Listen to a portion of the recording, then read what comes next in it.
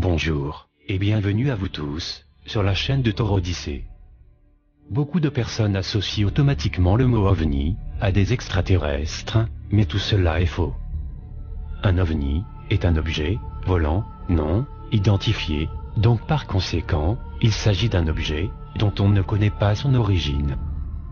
Quand vous observez un objet dans le ciel, mais que vous ne pouvez pas l'identifier, il s'agit par définition d'un OVNI.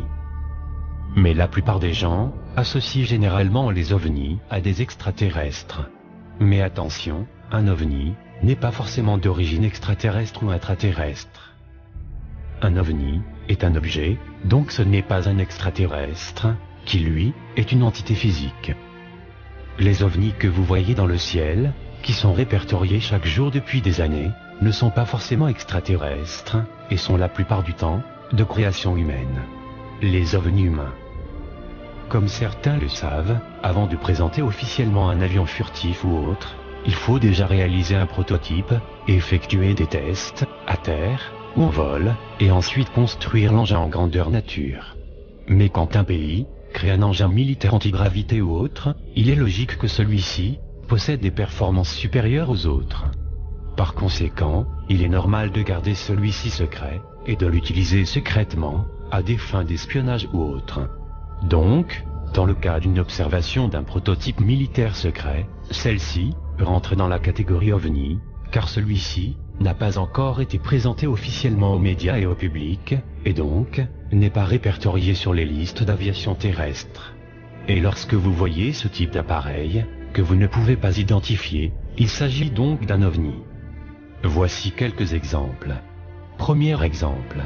Souvenez-vous des OVNIs de la vague belge, qui a démarré aux alentours des 25 et 26 novembre 1989, lorsque des lumières étranges dans le ciel alertèrent la population et suscitèrent les premiers témoignages, qui font état d'un engin volant ayant 3 lumières blanches, disposées de forme triangulaire, avec un rayon rouge au centre du triangle. Eh bien ces OVNIs sont des OVNIs humains, de création humaine, nommés le TR-3B. Le TR-3B n'est pas de la fiction, et fut construit sur la base d'une technologie extraterrestre, disponible dans le milieu des années 1980 ou plus tôt. Cet engin rétro-ingénierie de forme triangulaire, équipé d'un moteur nucléaire, fut développé en dessous du programme Aurora, avec le budget de l'argent noir, les élites. Le revêtement extérieur du TR-3B réagit à la stimulation électrique, et peut changer de couleur, de réflexion, absorbe les ondes radar, rendant l'écho du véhicule semblable à un petit avion, et lui permettant même de tromper les opérateurs radars sur la signature électronique de l'écho. Un plasma circulaire accéléré dans un anneau, appelé disrupteur du champ magnétique, entoure le compartiment de l'équipage, bien en avant de la technologie imaginable. Le gouvernement américain protège cette technologie à tout prix. Le MFD génère un vortex du champ magnétique, qui disrupte ou neutralise les effets de la gravité sur la masse à proximité à concurrence de 89%. Ceci n'est pas de l'antigravité. L'antigravité fournit une force répulsive qui peut être utilisée pour la propulsion. Le MFD crée une disruption du champ magnétique de la Terre sur la masse dans l'accélérateur circulaire. La masse de l'accélérateur, comprise dans l'anneau, avec la capsule de l'équipage et le réacteur nucléaire, sont ainsi réduites de 90%. Ceci rend le véhicule très léger et capable de performance et de manœuvre d'un niveau inouï et inimaginable. Deuxième exemple. Souvenez-vous de l'incident du Phénix en 1997, appelé aussi les Lumières de Phénix, qui est le nom populaire, donné à une série d'observations de phénomènes ufologiques lumineux au-dessus de la ville de Phoenix et du désert de Sonora, en Arizona, le 13 mars 1997. Cet ovni lumineux n'est pas extraterrestre, mais bel et bien humain, nommé le TR-6, Telos. Le TR-6, Telos, est conçu pour être utilisé comme une plateforme de reconnaissance transatmosphérique.